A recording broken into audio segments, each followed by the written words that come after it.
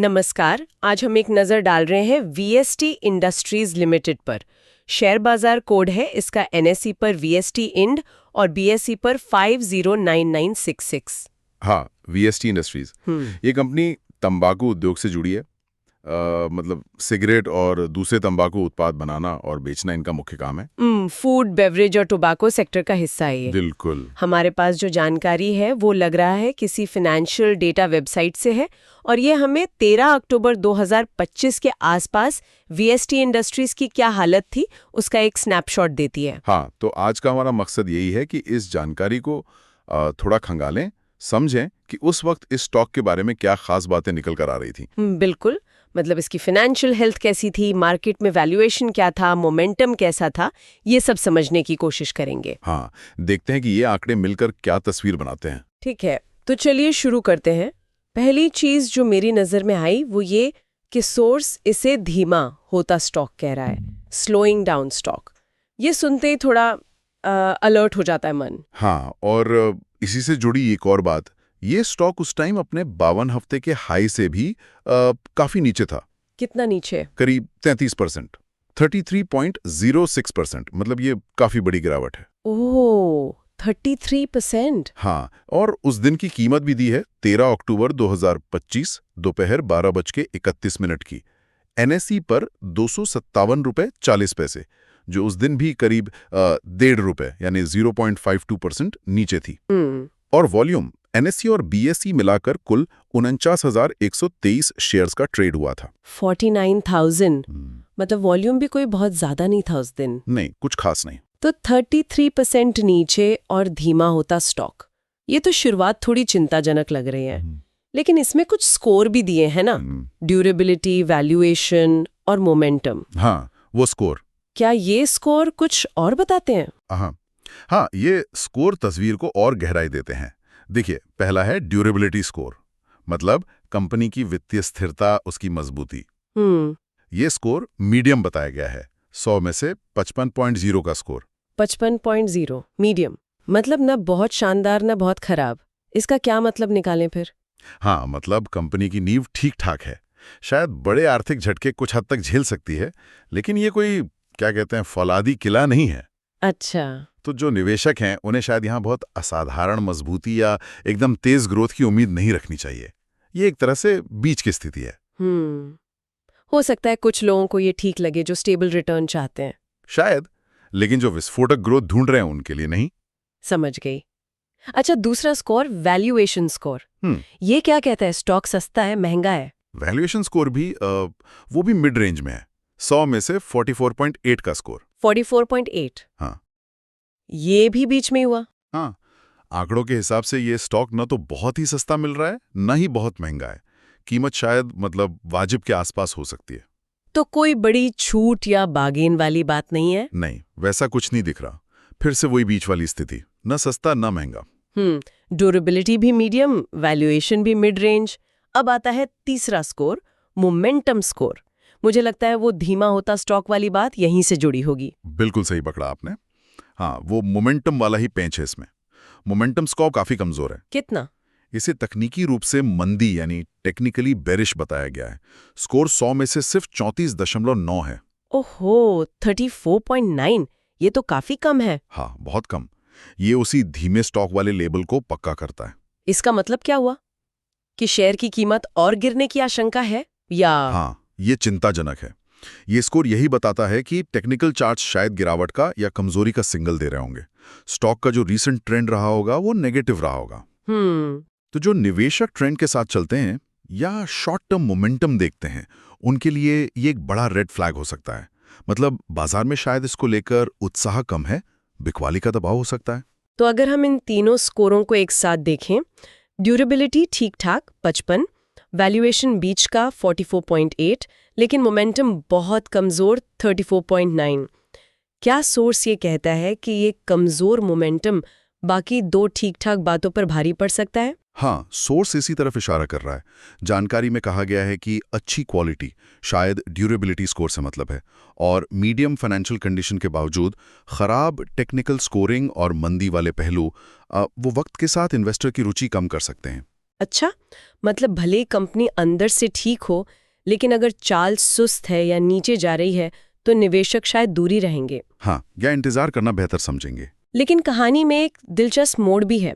मुझे यहाँ एक एनालिस्ट के प्राइस टारगेट का जिक्र दिख रहा है। वो क्या कह रहा है? हाँ? और यहीं पे मामला और पेचीदा हो जाता है।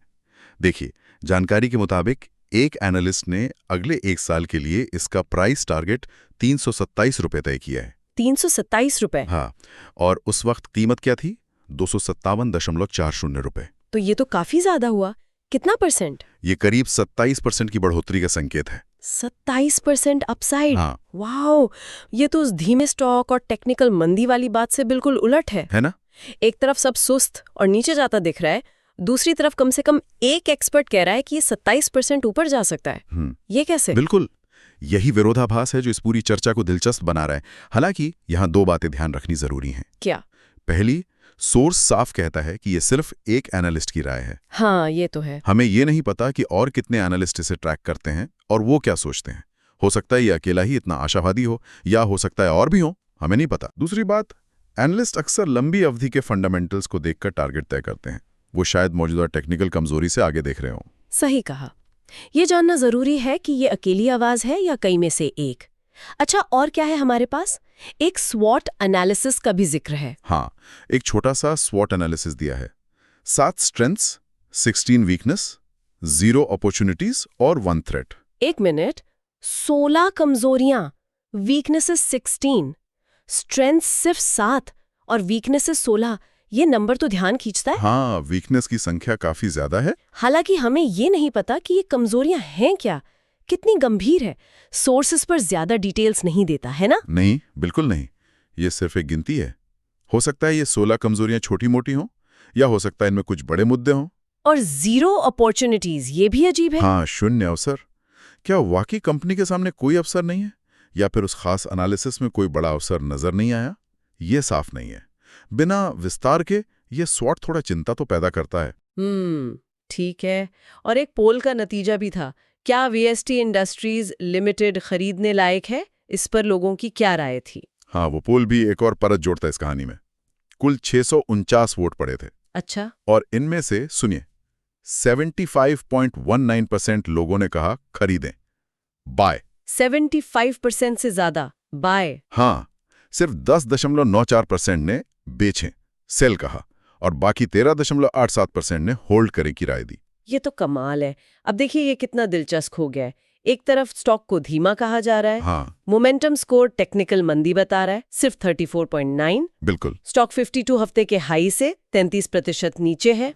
स्वॉट में कमजोरियां 16, ताकतों 7 से दोगुने से भी ज्यादा है, और अवसर 0 है। और दूसरी तरफ कम से कम एक एनालिस्ट इसमें 27% की बढ़ोतरी देख रहा है। और आम निवेशक या पोल में हिस्सा लेने वाले, उनमें से 3/4 से ज्यादा लोग खरीदने को कह रहे हैं। है ना विरोधाभास? तो ये उल्टा क्यों दिख रहा है सब? क्या बाजार की भावना जो पोल में दिख रही है और एनालिस्ट की उम्मीद मौजूदा टेक्निकल हकीकत और स्वॉट की चेतावनियों से बिल्कुल अलग चल रही है? ऐसा क्यों हो सकता है? ये एक बेहतरीन सवाल है और अक्सर बाजार में ऐसा होता है। देखिए, इसके कई कारण हो सकते हैं, हालांकि सोर्स हमें सीधा जवाब नहीं देता। जैसे? एक संभावना ये है कि वो एनालिस्ट शायद कंपनी के लॉन्ग टर्म फंडामेंटल्स पर फोकस कर रहा हो। जैसे तंबाकू जैसे सेक्टर में इसका जमाया बिजनेस मॉडल, ब्रांड लॉयल्टी, या शायद डिविडेंड हिस्ट्री।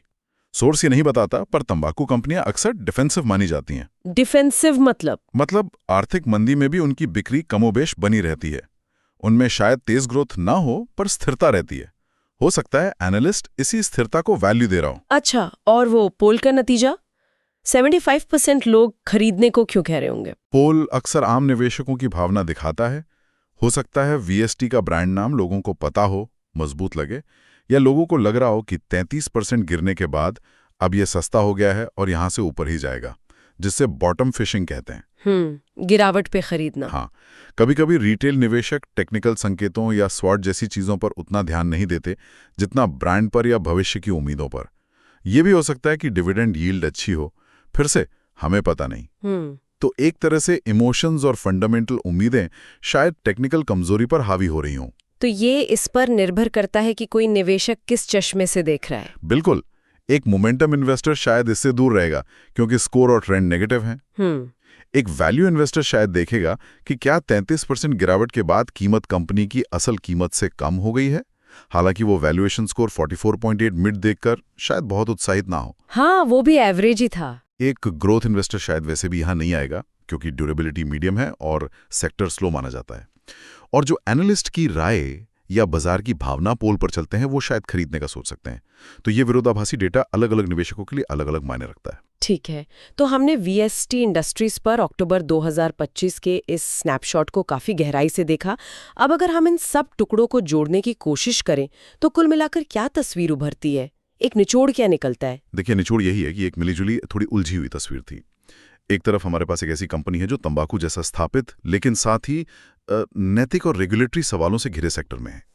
ये बात तो है। इसके जो बुनियादी स्कोर है, ड्यूरेबिलिटी 55 और वैल्यूएशन 44.8, वो मध्यम है। ना जबरदस्त मजबूती, ना कोई बड़ी खामी।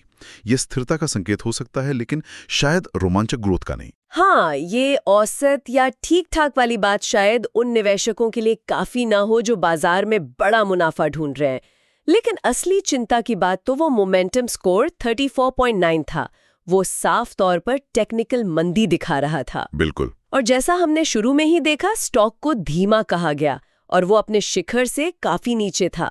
ये पहलू तो साफ तौर पर नेगेटिव था। निश्चित रूप से ये टेक्निकल कमजोरी खासकर शॉर्ट से मीडियम टर्म के निवेशकों के लिए एक बड़ा चिंता का विषय है। ये इशारा करता है कि स्टॉक या तो गिरावट में है या कम से कम उसमें तेजी लाने वाले खरीदार नहीं हैं। लेकिन सिक्के का दूसरा पहलू भी उतना ही मजबूत दिख रहा था। वो एक एनालिस्ट का 27% बढ़ोतरी का टारगेट और पोल में 75% की खरीदारी की भावना। हाँ, ये विरोधाभासी उस वक्त इस स्टॉक की कहानी को डिफाइन कर रहा था।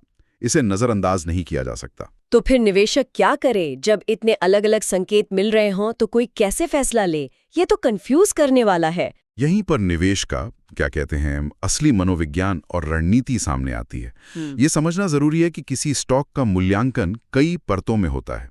कंपनी की वित्तीय सेहत, ड्यूरेबिलिटी एक कहानी है, स्टॉक की कीमत, वैल्यूएशन दूसरी, बाजार में उसकी चाल और टेक्निकल ट्रेंड, मोमेंटम तीसरी, एनालिस्ट की भविष्य की उम्मीदें चौथी, और आम निवेशकों का मूड, पोल पांचवी कहानी। अच्छा, वीएसटी इंडस्ट्रीज का ये अक्टूबर 2025 का स्नैपशॉट हमें यही दिखा रहा है कि ये सभी कहानियां एक सुर में नहीं थीं। यानी फैसला इस बात पर निर्भर करेगा कि निवेशक अपनी निवेश शैली में किस चीज को ज्यादा वजन देता है। क्या वो मौजूदा टेक्निकल कमजोरी और धीमे प्रदर्शन को देखकर सतर्क हो जाता है, या फिर वो भविष्य की संभावनाओं जैसा एनालिस्ट ने देखा और बाजार के भरोसे जैसा पोल में दिखा पर दाव लगाना चाहता है, ये मानते हुए कि टेक्निकल ट्रेंड बदल सकते हैं। बिल्कुल। ये व्यक्तिगत रिस्क लेने की क्षमता और निवेश के नजरिए पर निर्भर करता है। स्रोत हमें केवल जानकारी के टुकड़े देता है। उन टुकड़ों को जोड़कर अपनी तस्वीर बनाना और उसके आधार पर फैसला लेना वो निवेशक का काम है। ये बात गांठ बांधने वाली है। स्रोत हमें क्या बताता है, लेकिन क्यों और अब क्या का जवाब हमें खुद ढूंढना होता है। और ये भी याद रखना जरूरी है कि ये सिर्फ एक दिन 13 अक्टूबर 2025 का नजारा था।